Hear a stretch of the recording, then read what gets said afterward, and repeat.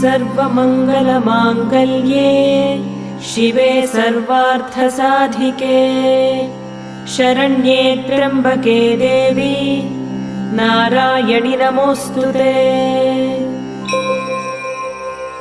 अस्य श्रीललिता सहस्रनाम स्तोत्रमाला मन्त्रस्य वशिन्यादिवाग्देवता ऋषयः अनुष्टुप् श्रीललिता परमेश्वरी देवता श्रीमद्वाग्भवकूटेति बीजम् मध्यकूटेति शक्तिः शक्तिकूटेति कीलकम् श्रीललिता महात्रिपुरसुन्दरी प्रसादसिद्धिद्वारा चिन्तितफलावाप्त्यर्थे जपे विनियोगः।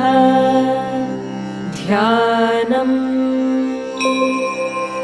सिन्दूरारुणविग्रहां त्रिनयन